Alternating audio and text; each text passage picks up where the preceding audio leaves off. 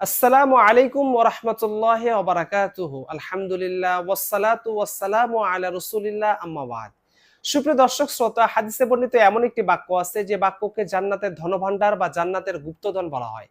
যখন মানুষ নিজের সক্ষমতার বাইরে কোনো পরিস্থিতি বা কাজের সম্মুখীন হয় যা সম্পাদন করা তার জন্য কষ্টসাধ্য হয়ে পড়ে, তখন এই বাক্যটি পড়তে হয়। এছাড়াও শয়তানের প্রতারণা ও আক্রমণ থেকে বাঁচার জন্য এই দোয়াটি পড়া হয়। দোয়াটি হলো লা হাওলা ওয়ালা কুওয়াতা ইল্লা বিল্লাহ। আল্লাহ ছাড়া কোনো ভরসা নেই, কোনো শক্তি বা সামর্থ্য নেই। মুসলিম শরীফে 2704 নং হাদিসে হযরত আবু মুসা আশআরী রাদিয়াল্লাহু তাআলা আনহু থেকে বর্ণিত, তিনি বলেন, প্রিয় নবী সাল্লাল্লাহু আলাইহি সাল্লাম আমাকে বললেন, আমি কি তোমাকে জান্নাতের অন্যতম ধনভাণ্ডারের কথা কি বলে দিব? আমি বললাম, অবশ্যই হে আল্লাহর রাসূল। প্রিয় নবী সাল্লাল্লাহু আলাইহি সাল্লাম বললেন, লা হাওলা ওয়ালা কুওয়াতা ইল্লা বিল্লাহ। অন্য একটি হাদিসের মধ্যে হযরত হাজিব ইবনে হারমানা রাদিয়াল্লাহু তাআলা আনহু থেকে বর্ণিত, তিনি বলেন, প্রিয় নবী সাল্লাল্লাহু আলাইহি সাল্লাম আমাকে বললেন, হে হাজিব, তুমি অধিক সংখ্যায় লা হাওলা ওয়ালা কুওয়াতা ইল্লা বিল্লাহ পাঠ করো, কেননা তা হলো জান্নাতের গুপ্তধন।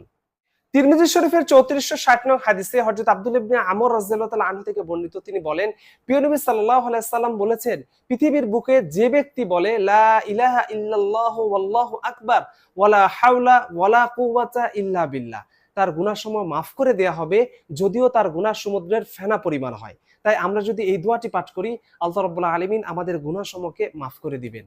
তাই আমরা যখনই কোনো কঠিন কাজের পরিস্থিতির সম্মুখীন হব, তখন যদি এই দোয়াটি পাঠ করতে পারি, লা হাওলা ওয়ালা কুওয়াতা ইল্লা বিল্লাহ, ইনশাআল্লাহ আল্লাহ রাব্বুল আলামিন সে কাজের সমাধান করে দিবেন।